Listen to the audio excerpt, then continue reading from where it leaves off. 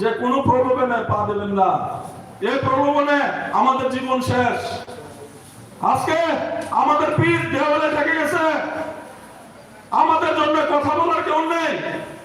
আজকে যদি কোন জায়গায় মসজিদ চলে সাম্প্রদায়িক ভাবে কোন মাইনরিটি মুসলিমের গায়ে আঘাত হয়, তো আমরা চেয়ে থাকি যে আমাদের মহারাজ কখন বেরিয়ে কথা বলবে আমাদের জন্য, আমাদের মহারাজ কখন কথা বলবে। তো যদি ওইটা আমরা চিন্তা করি, তাহলে আমরা মহারাজের হাতকে শক্তিশালী করব। আমাদেরকে বাকিরা ইউজ করবে রাজনীতি হিসাবে। আপনার ভোট নিয়ে আপনি দেখবেন, বিশেষ করে প্রাইভেটরা প্রত্যেক কিছুতে প্রমাণের সঙ্গে থাকবো। আপনার এই মেসেজটা, এই বার্তাটা আমাদের থাকবো। আপনার এই মেসেজটা, এই বার্তাটা আমাদের, বিশেষ করে আমরা মাইনরিটি সংখ্যালঘু ভাই যারা আছি তাদের কাছে পৌঁছে দেবেন। এখন আমাদের আর রাজনীতি করার আমাদের পিঠ এখন দেওয়ালে। এখন আমরা অনেক পিছিয়ে গেছি। আমরা ভুল ফাঁদে, মানুষের ফাঁদে পা দিয়ে আমরা এখন পিছিয়ে গেছি। তো আমি আমার বক্তব্য বেশি কিছু বলবো না। আমি আপনাদের এখানে যারা যারা উপস্থিত হয়েছেন, আমি সবাইকে ধন্যবাদ জানাই। এখানে বয়সুদ্ধ আমার বাবার বয়সী এখানে উনি বসে আছেন, আমি ওনাকে শ্রদ্ধা জানাই। আমি আপনাদেরকে বলতে চাই, আমাদের তীব্রা মতা পার্টিতে আমাদের মহারাজ আমাদেরকে শিক্ষা দিয়েছে আমাদের মধ্যে সমান ইকুয়াল, সবাই আমরা সমান। এখানে আমরা সবাই ওয়ারিয়ার্স। এখানে কেউ চেয়ারে বসেছে, কেউ নিচে, আমরা মাটিতে বসে আমরা প্রোগ্রাম করতে পারবো, কারণ আমরা সবাই সমান। আমাদের মধ্যে কেউ লিডার নেই, আমরা সবাই লিডার। আমরা তীব্রমতার ওয়ারিয়ার যারা আছি আমরা সবাই লিডার। তো আমি আর বেশি দীর্ঘায়ু করবো না। আমাদের মানবটা আপনাদের কাছে কিছু কথা বলবে। তো আমি ফাঁকা একটা কথা বলে নিই আপনাদেরকে। মহারাজ আমাকে একটু আগে ফোন করেছে, সে আধা ঘন্টা হলো আমাকে ফোন করেছে। তো বলেছে যে আমরা 26 তারিখে যারা যারা এখান থেকে যাবেন, আমরা সাউথে একটা প্রোগ্রাম করব। এটা হলো ত্রিপুরা রাজ্যের মাইনরিটি সম্প্রদায় এবং বাংলাদেশের মাইনরিটি সম্প্রদায় যারা যারা আছেন তাদের উপর ওই যারা একটা দুষ্কৃতি চক্র, একটা নিজের চেয়ার বাঁচানোর জন্য, স্বৈরাচারের যখন সময় আসে না, পতনের সময় আসে, তখন দেখবেন দেশের সংখ্যালঘুদের উপরে আপনার আক্রমণ শুরু হয়। তো আমরা যারা যারা যাব এখান থেকে, আপনারা আপনাদের কমিটিকে আমি জানিয়ে যাব, আপনারা বলবেন এখান থেকে কয়জন লোক যাবেন, আমরা যাওয়ার বন্দোবস্ত করে দেব ইনশাল্লাহ। তো আমি আর বেশি কিছু দীর্ঘায়ু করছি না আমার বক্তব্য। আমি ধন্যবাদ জানিয়ে, আমি গোলাঘাটি তীব্রমতা মাইনরিটি ব্লক কমিটিকে ধন্যবাদ জানিয়ে আমি আমার বক্তব্য এখানে শেষ করছি। মহারাজা লং লিভ গোলাঘাটি তীব্রমতা minority block committee, long live. ধন্যবাদ। ধন্যবাদ আমাদের মাইনরিটি সেলের চেয়ারম্যান সৈয়দ শাহ আলম মিয়া মহোদয়কে। এখন আমাদের সামনে আমাদের প্রধান অতিথি স্যার মানব দেববর্মা মহাশয় আলোচনা রাখবেন। আপনারা উঠবেন না প্লিজ, আপনারা উঠবেন না, 2 মিনিট, অল্প সময়, আপনারা বিশৃঙ্খলা করবেন না, আপনারা অল্প সময় বসেন। এবং যারা একটু লেট করে আসছেন, আমাদের বিভিন্ন জায়গার বাপন ভাই, নাসির ভাই, বাবুল ভাই, হানিফ মামা, নবীর ভাই, প্রমোদনগর, মঞ্জুর মামু, আমরা একটু সামনে আসি, কারণ তাদেরকে আমরা বেশ দিয়ে বরণ করতে পারিনি। আপনারা 2 মিনিটের মধ্যে সামনে চলে আসেন। নাসির ভাই, বাবন ভাই, বাবুল ভাই, হানিফ মামা, দোহারাম, আর নবীর ভাই, প্রমোদনগর, মঞ্জুর মামা, প্রমোদনগর, আসেন।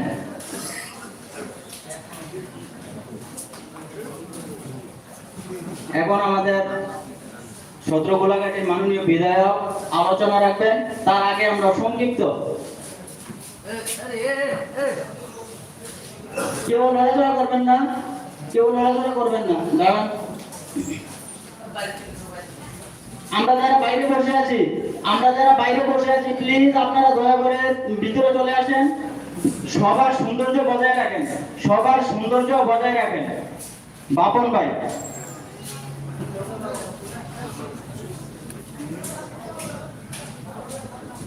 নাসির ভাই,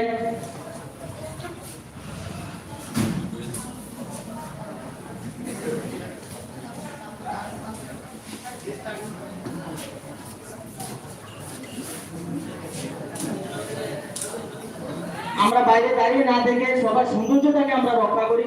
বাবুল ভাই,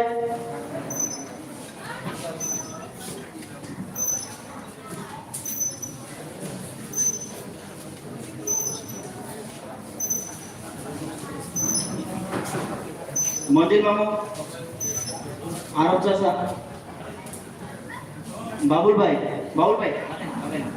আমরা এটা দেওয়ার উদ্দেশ্য আমরা আমাদের বিধায়ককেও বলেছি যে আমরা যাদেরকে নিয়ে কাজ করি, যারা আমাদেরকে শক্তি যোগায়, তাদের মনোবল যদি দৃঢ় থাকে, শক্ত থাকে, তাহলে আমরা কাজ করে, আমরা প্রোগ্রাম করে, আমরা বিভিন্ন পার্টির কাজ করে আমরা আনন্দ উপভোগ করি। তার জন্য আমরা তাদেরকেও সম্মানিত করলাম। এখন আমাদের সামনে আমাদের আজকের এই সভার সম্মানিত প্রধান অতিথি, আমরা সতেরো গোলাঘাটি বিধানসভার মাননীয় বিধায়ক স্যার মানব দেবকুমা মহাশয়কে আলোচনা করার জন্য অনুরোধ করছি।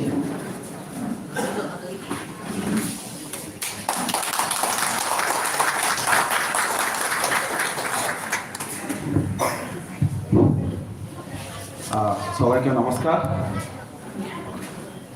আজকে আমাদের 17 গোলাঘাটি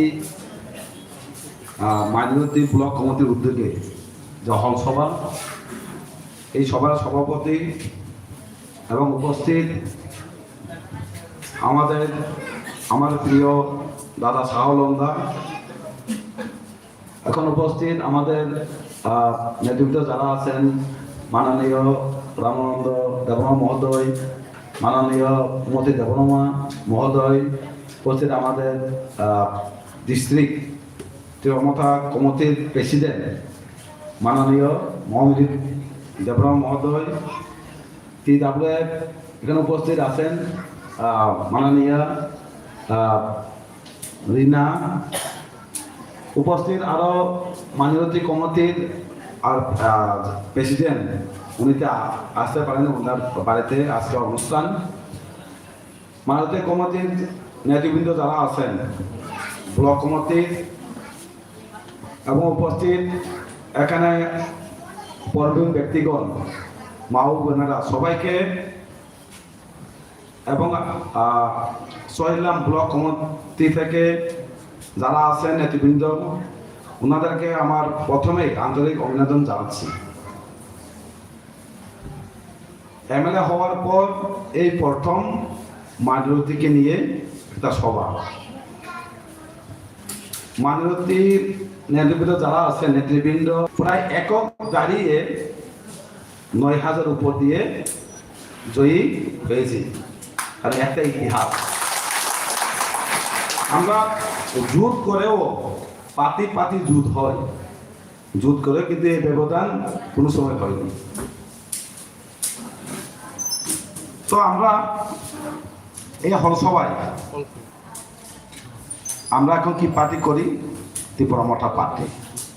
পার্টির মালিককে আমাদের মহারাজ।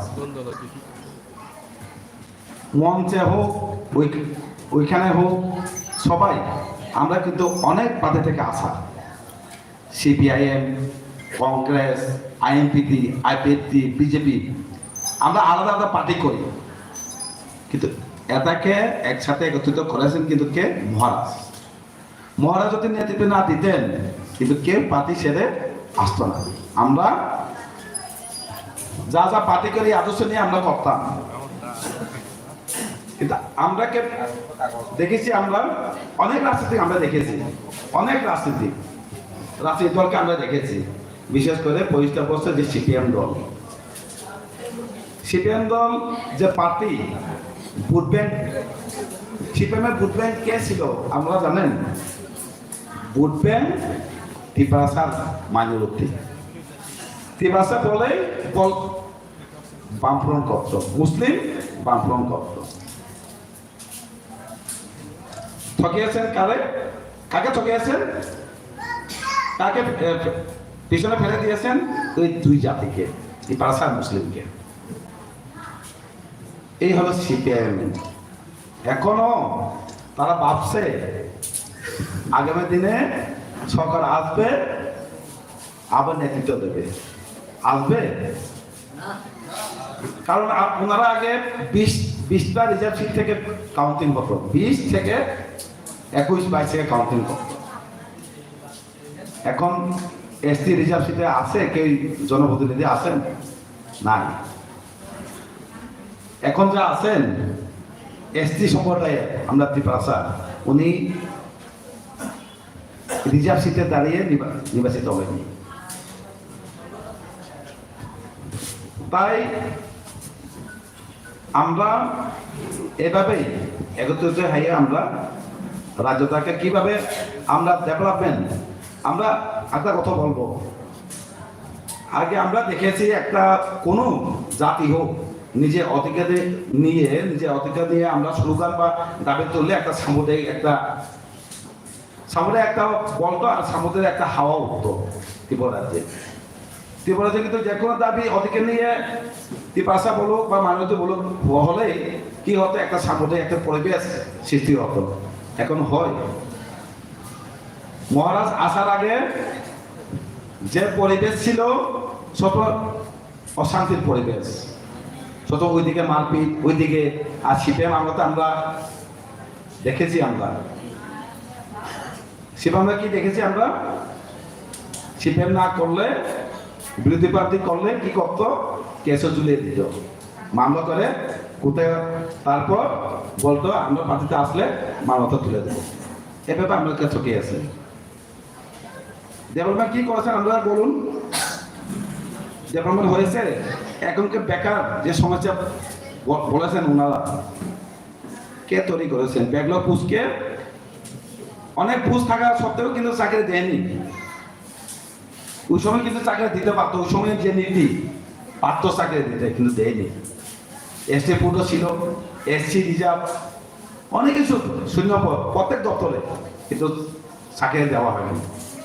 কিন্তু এখন তো আপনারা না জানেন, সব কম্পিটিটিভ এক্সাম দিয়ে চাকরি, এখানে কেউই পারবে না। কম্পিটিটিভ এক্সাম হবে, মেরিট আসবে, ওনারা চাকরি পাবেন। ওই সময় কিন্তু এমন ছিল না। এখন যে আমরা শিক্ষার যে অভাব, শিক্ষার যে বেহাল অবস্থা, এটি কার জন্য? এটি সিপিএম প্রার্থীর জন্য হয়েছে। শিক্ষার যে মাস্টার, শিক্ষকের যে অভাব, 10,323 চাকরি যাওয়ার পর আরো বেহাল অবস্থা। 10,323 কার কারণে চাকরিটা গেল? ইউজিটি একটা কেন্দ্র সরকার ওই সময়ে রাজ্যকে বলেছিলেন নতুন চালু হয়েছে নতুন আইন, এর আগে চাকরিটা নেওয়া হোক, নেয়নি। 10,323 যে ইউজিটি কোন ইয়ারে হয়েছিল? 12-তে। নতুন নীতি চালু হওয়ার পর চাকরিতে কিভাবে থাকবে? তবে হাইকোর্ট বলেছেন ইউজিটি 56 যা 56 হবে, বলেছেন 56-কে চাকরি দেওয়া হোক, আইনের সঙ্গে চ্যালেঞ্জ করেছেন। তারপর সরকারের যে দায়ে এখন 10,323 ভবিষ্যৎ অন্ধকার, 10,323 পরিবার অন্ধকার। এতে একটা কোথায় হচ্ছে?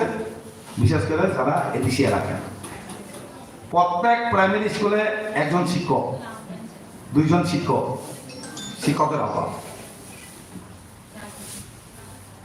তো এখনো তারা, আমরা দেখি বিধানসভাতে, আমরা নিচে দেখেন কোনো ইস্যু নেই। সিপিএম যে ইস্যু তুলে, বিরোধী দল,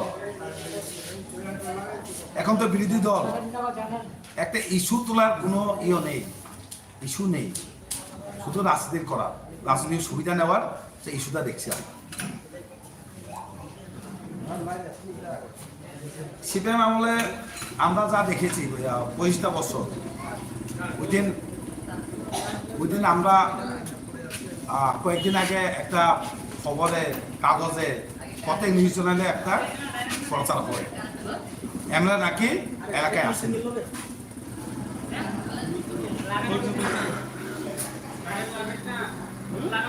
একটা নিউজ বলেছেন